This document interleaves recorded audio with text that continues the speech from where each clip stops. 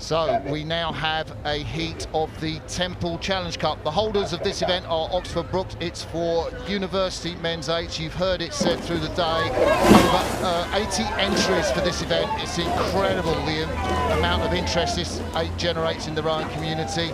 We have Edinburgh University with the light blue on the left of your picture. Their B crew are racing in this event against the might of Durham University, no less, in the purple colours. It is their A crew. I guess you've probably worked out, and you can see from this shot that we took at the end of the island, that the Durham University A crew looks to be in complete command. It's a length at the end of the island, Mo. I mean, is there any way back for Edinburgh from this?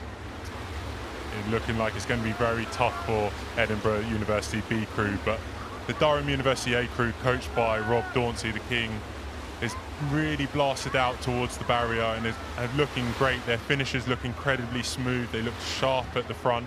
It'll be a great starting place for them to have started their week's campaign.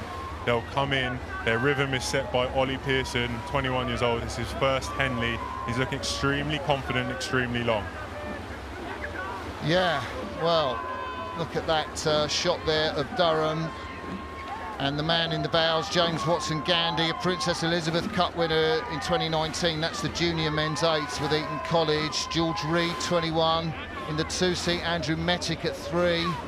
Going away from us, just 21. Gus John, 20. Jack Roberts, 21. Leif Graff, 22. Callum Betterley in the 7-seat. And we've heard Ollie Pearson in the stroke seat. Mo's talked about that. Back live now, Oscar Mulvin, the Cox of Durham. They just look to be rowing really easily now, don't they? Yeah, they do, and this is they're now starting to reap the reward for their ferocious start at the beginning of the race. They got their length lead. They were able to transition into a much higher pace.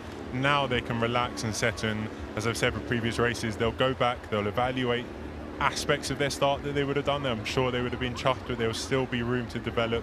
And a lot can change from a Tuesday to a Sunday. If this crew has ambitions to go deep into this regatta, they will need to change. There's a continual evaluation of all of the aspects and areas of the race that you want to get better. And as competition comes stiffer and competition comes harder, you'll have to adapt and bring your full skill set and full array of a race profile onto this course.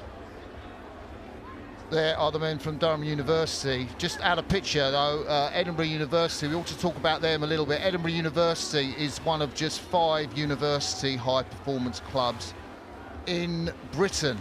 There they are, and they run an absolutely fantastic program. They've got a tremendous director of rowing there, Colin Williamson. The guy who coaches this is Colin's assistant, Lewis McHugh, and clearly it's a program across many different disciplines. They've been really successful at the British Universities Championship event. Catherine Granger, they've got a gym named after Catherine Granger up there, where they've got fantastic land facilities. They row at Strathclyde Park, I guess is in between the middle of Edinburgh and Glasgow. So, and this will be a fantastic day. You know, guys in the sport will remember I rowed at Henley, and they will say, yeah, I rowed at Henley, that was my thing.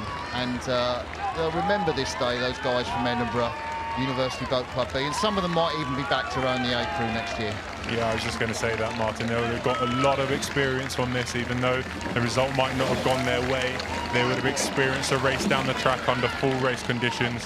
In the 7-seat, Dominic, and in the 6-seat and the 5-seat, 18, 19-year-olds. So they'll hopefully come back stronger next year, hopefully make the A boat, and then use this experience, this disappointment maybe from not getting the result they wanted, as Durham has just crossed the line. So that's Durham University crossing the line ahead of Edinburgh University B crew. Of course, Durham University's A crew comfortable in that heat. 3 cheers, the traditional oarsman's salutation at the end of a race. There's confirmation for you. Durham University A crew beat Edinburgh University B crew in a heat of the Temple Challenge Cup.